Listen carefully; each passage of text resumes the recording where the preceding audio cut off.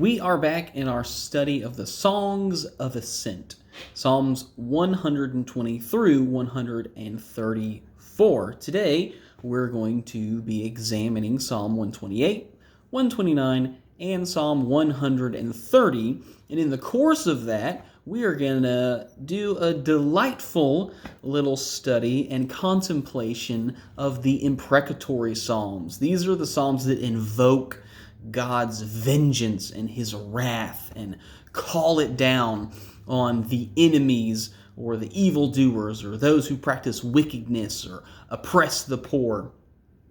So that is going to be exciting. If you've ever read through all of Psalms and you've come across those Psalms, Psalm 109 in particular is particularly descriptive and specific. Sometimes we scratch our heads and we're like, what are we supposed to do with this? Like, why is this still in the Bible? But we're going to explore that a little today. So that's something we can look forward to. But we're going to jump in, and we've continued on our journey to Jerusalem to worship. We've made it to Jerusalem, and here we are in Jerusalem, and we have come to worship and to seek God, and we're going to see where we are. So in Psalm 128, we're going to read it together and then dive in and talk about it. Now, if you are hearing the thunder, right now it is raining quite a bit. There is no small storm going on outside, but we are safe and dry here in the church office, so it's all good.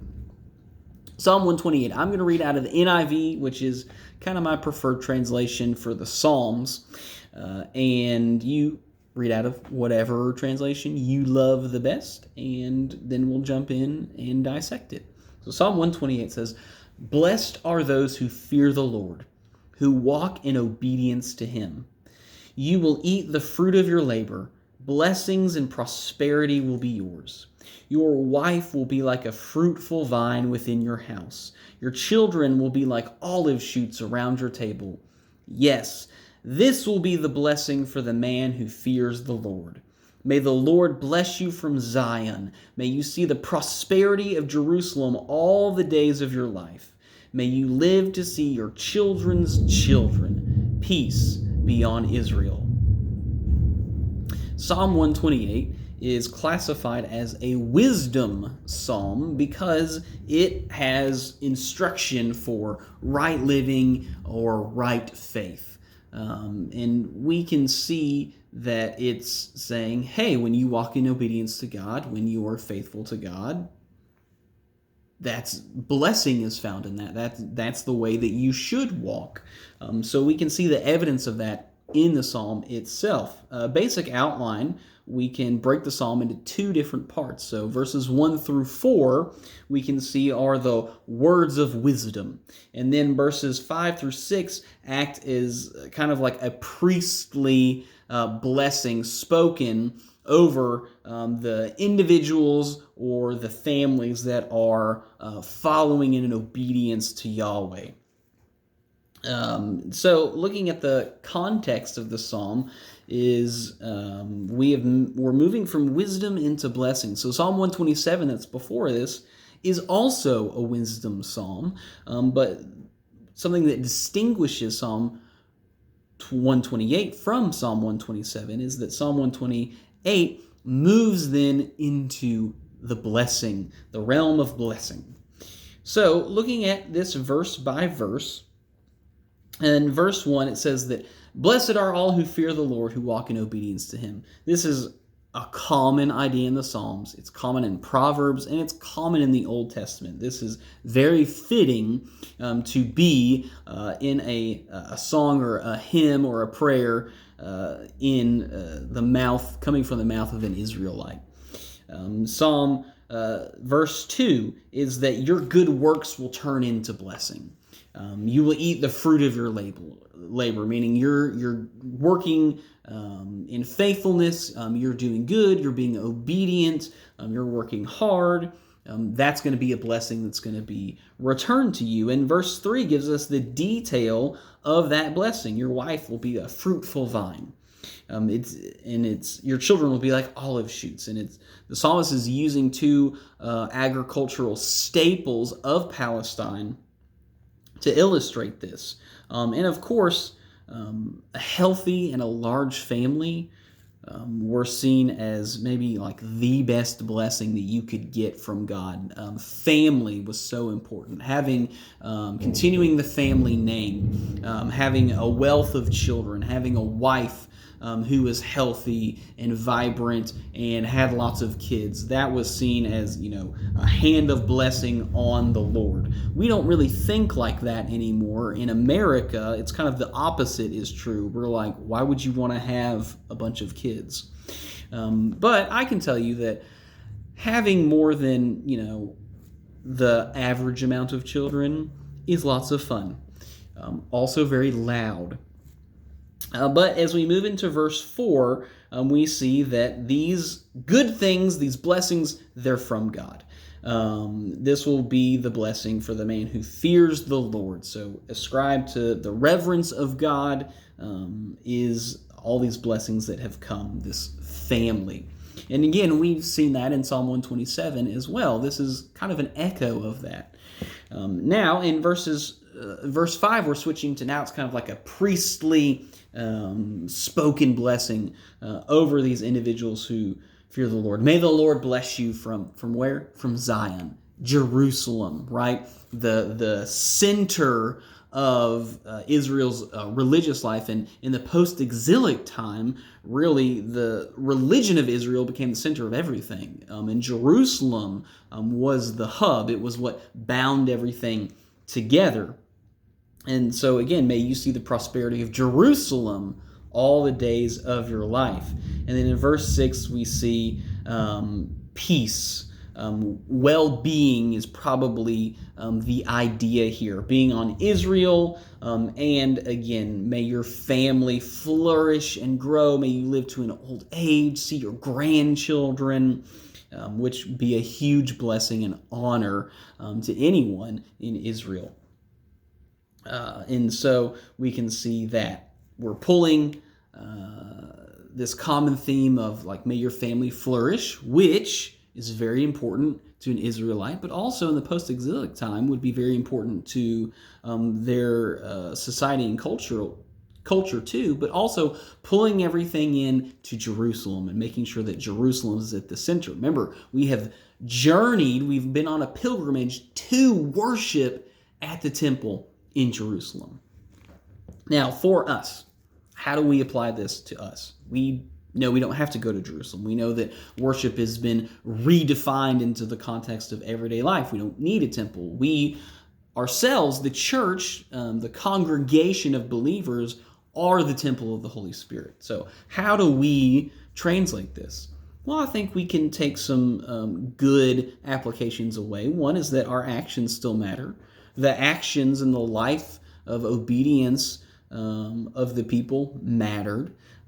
Our actions still very much matter. And also, the well-being of the church still matters. Now, we we're not going to replace the church with Israel. Israel's been replaced. We don't need to do that.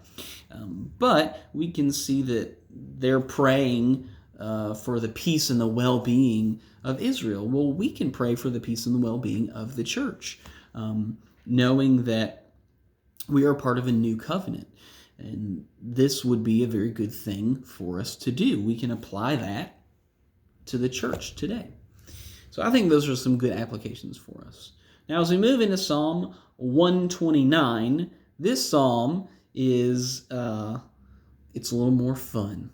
All right, so we're going to read it. I'm going to read it in the NIV. Please read along with me in your favored translation.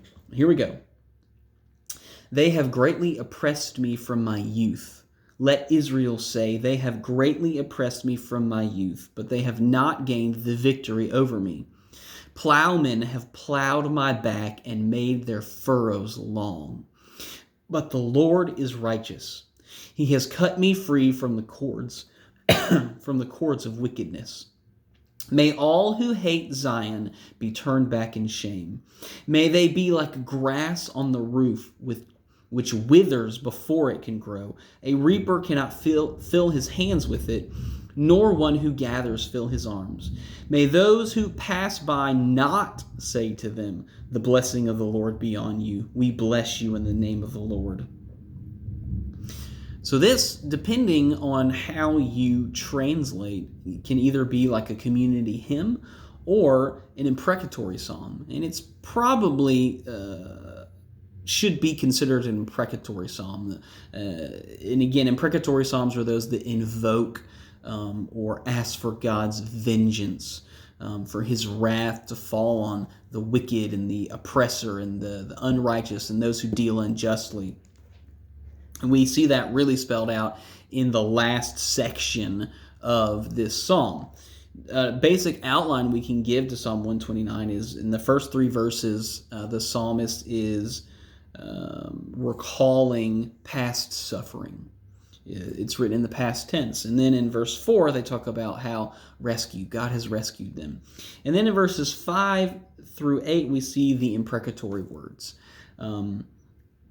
And we'll get into an interesting area of interpretation in verses 5 and 6. But we can see that vengeance, God is being evoked to punish.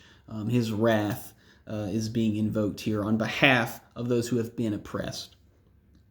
And the context of this is, again, we understand that the book of Psalms was compiled and arranged in its current form in which we have it in the post-exilic time. So this means this is after the Assyrians have gone into northern Israel and conquered it and done all that. And then the Babylonians came into Judah and conquered that, sacked Jerusalem, destroyed the temple, carried people off. But now Israel has been allowed to come back 70 years later. The Persians are in charge and they're allowed to rebuild Jerusalem and rebuild the temple. And then in that time period, this post-exilic time period, we see that the religious life in the temple has become kind of the center of the nation. And so Israel's had a rough go of it. They have had quite the past. They have continually been oppressed. They have been exiled. They've been removed from their homes. They have been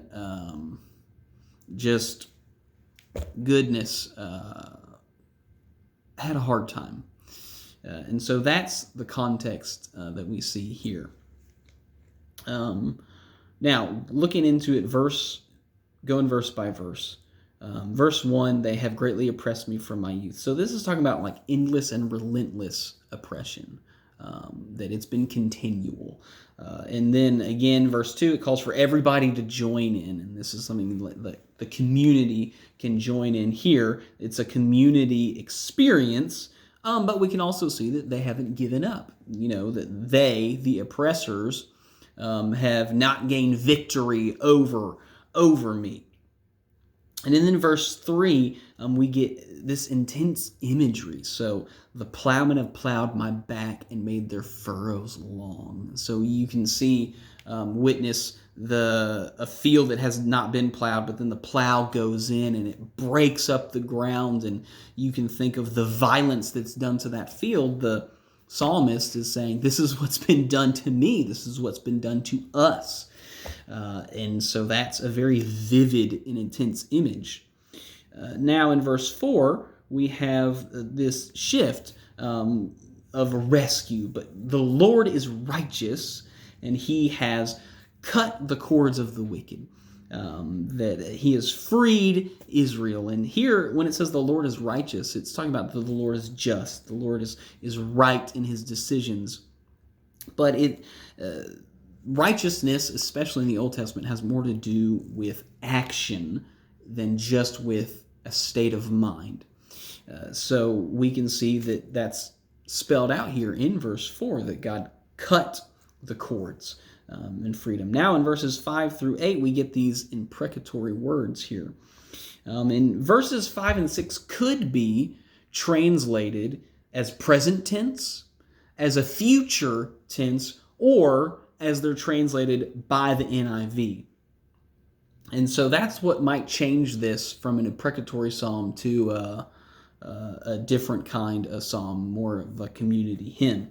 But the NIV and the NASB and the other translations kind of agree with this tense that is used here in the NIV. May all who hate Zion be turned back in shame. May they be like grass on the roof, which withers before it can grow. Remember, roofs were packed in with sod, and so the little shoots of grass would grow, but they'd get burned up by the sun. They wouldn't amount to anything.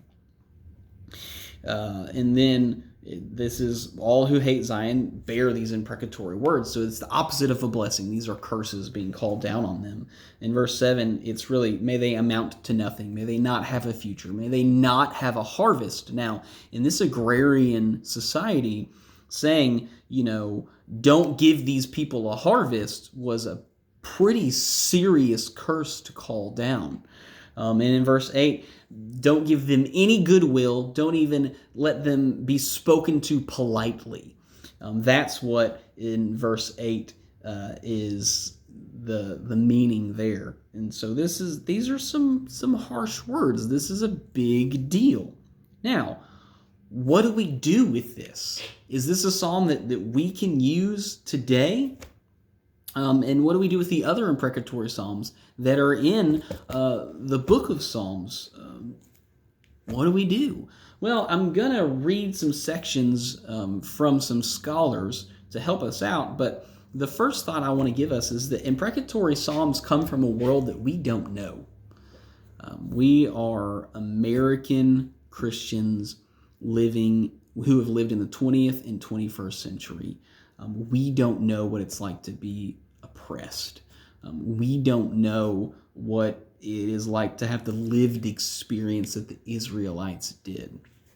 It was a different time, and they have a different history. And so it's coming from a world that we don't understand. We need to admit that from the beginning.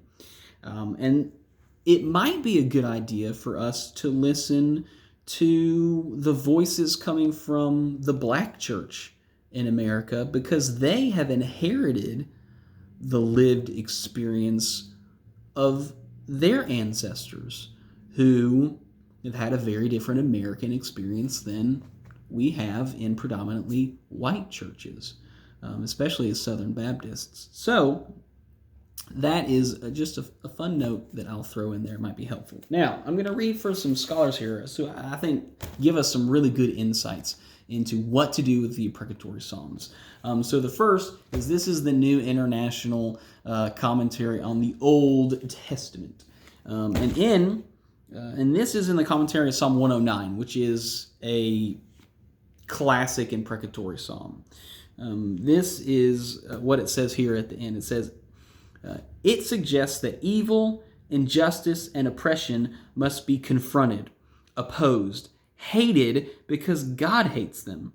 From this perspective, the psalmist's desire for vengeance amounts to a desire for justice and righteousness in self and society.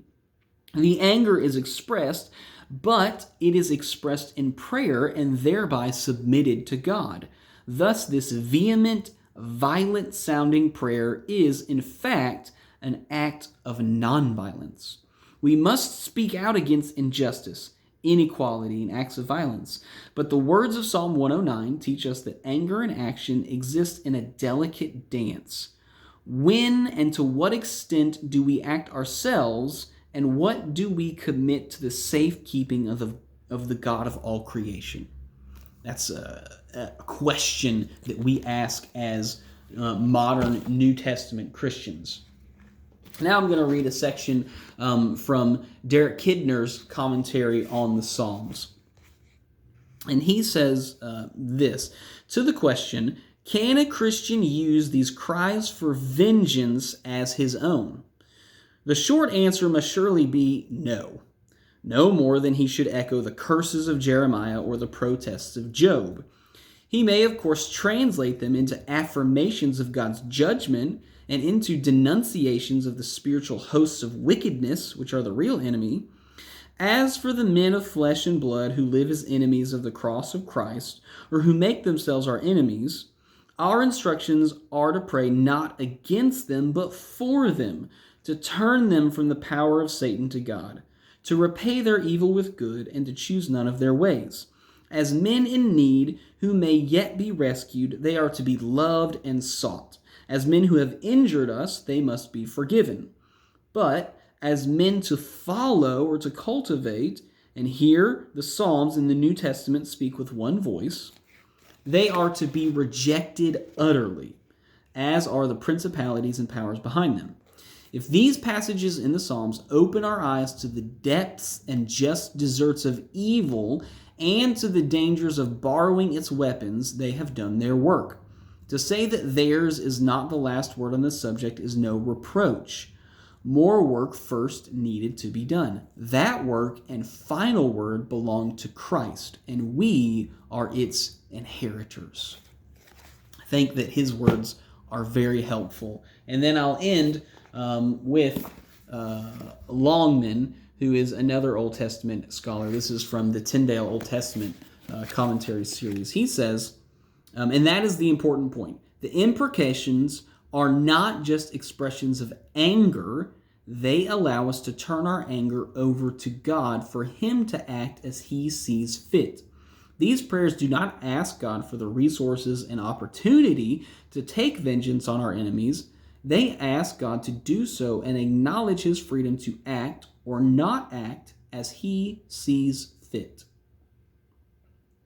So, we can see that the imprecatory psalms aren't the psalmist taking up arms against individuals. They're asking God to move where real injustice and oppression has been occurring for extended periods of time. And we need to remember that some of the psalms in our book of Psalms are very polished. They're beautiful, and we love those psalms, and we want to use them in church all the time. Like Psalm 23 is a great example of that. But some of the psalms are very raw and contain very raw emotions and outbursts. And this is all part of the human experience. And we can bring that human experience to our God. And we can trust in his judgment and justice. We need to remember that there's room for the just wrath of God. We need to remember that there's room for God's judgment, that he is not some little kid throwing a tantrum, just punishing people arbitrarily. That's not who God is. That's not how he's depicted in the Old Testament. But that he is a moral, righteous, compassionate judge. And that he has the authority and the position to judge and to pour out wrath when it is necessary. And so it is perfectly consistent with our worldview for us to take these kind of, invoking God's wrath and justice to God, very much as opposed to doing it ourselves. So I hope that helps give us some insight there. And reminds us that don't go quoting these to all the people you don't like, okay? That's not the point of them.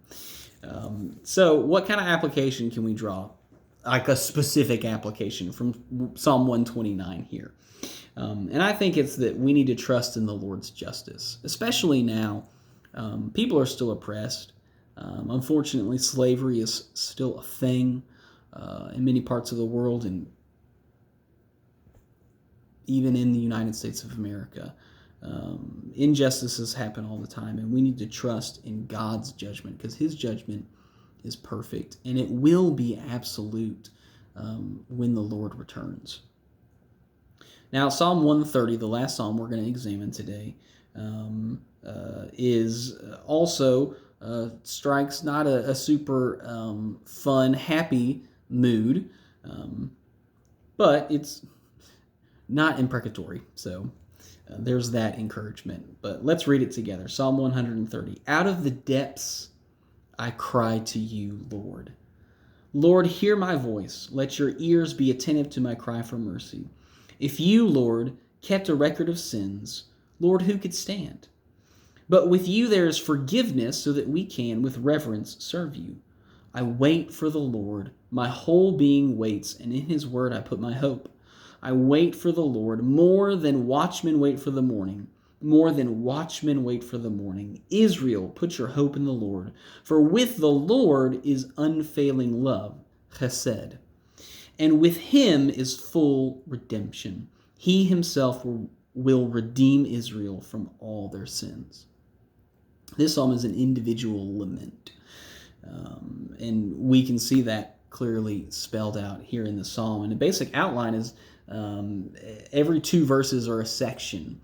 And one of the interesting details or elements of each section is God's name is used twice. And in the first 3 sections, God's special name, Yahweh, is always first, and then Adonai, the kind of generic Lord, the title for Lord, is used second. But in the last section, verses 7 and 8, God's special name is used both times, Yahweh. And so the first 2 verses, it's a cry to the Lord. The verses 3 and 4, acknowledging our trust in God. Verses 5 and 6, this expectation, this hope. And verses 7 and 8, it's an invitation for all of Israel to join in to this expectant hope. The context is they have come to worship. They've been on this pilgrimage to worship the Lord, and confession is a part of worship, or it should be.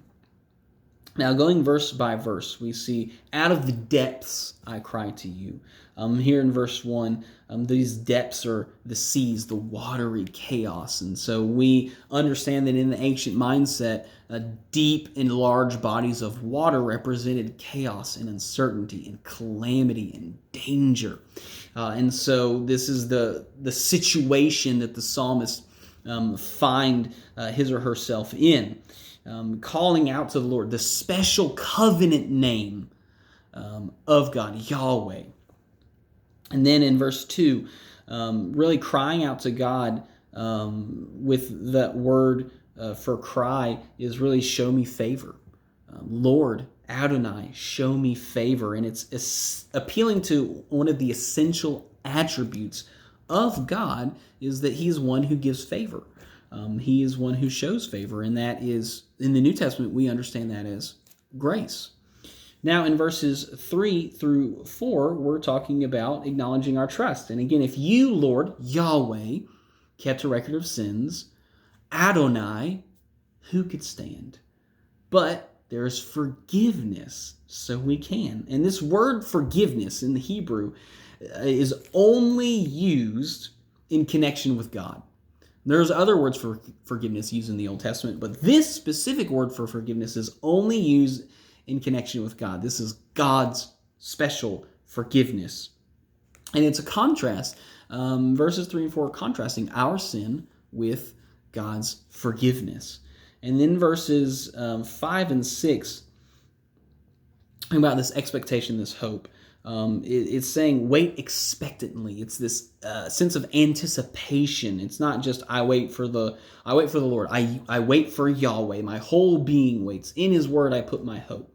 I wait for Adonai more than watchmen wait for the morning. It's giving us this vivid, concrete image. Watchmen, watched during the night, and during the night was a particularly vulnerable time for a city or a group of people because it's dark and you can't see a whole lot. And so when the day comes and the light shines on everything, it's a time of relief, and also your work shift is done and you can go get some sleep. So it's giving us this very concrete and vivid image, but we're waiting expectantly. We're anticipating the movement or the forgiveness of the Lord. And then in verses 7 and 8, we're invoking all of Israel to put our hope in Yahweh. Israel, put your hope in Yahweh, for with Yahweh is Hesed. It's literally that Yahweh is Hesed. Yahweh is deliverance. Wait expectantly because these are essential characteristics and attributes of Yahweh, the covenant name of God that he gave to Moses when they made the Sinaitic covenant.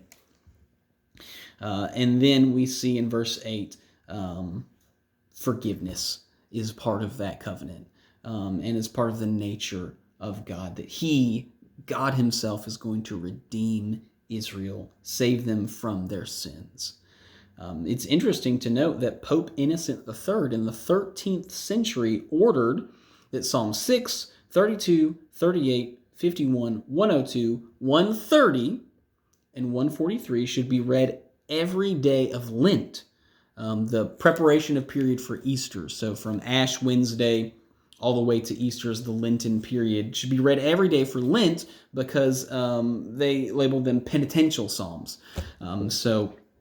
We come in humility before God, and he said if you're not reading it every day, we should at least make sure you read them every Friday. And so this psalm has a history of being used for the purpose of humility and confession and seeking the Lord and humbling ourselves before him. Now, how do we apply this? I think this one is easier to apply because it centers on forgiveness, right? We understand that complete forgiveness is offered through Christ and Christ alone, so we can thank God for that. We see the full method of God's redemption now. But also we can understand that there's a great divide between God's goodness and our sin. We need to remember that God is holy, and that one of the main attributes of his holiness is his perfect purity. His goodness is as far away from our sin as east is from the west as you can get. And so we need to remember that, but in that we also remember that our God forgives, and he gives forgiveness freely, and we have evidence of that through Christ.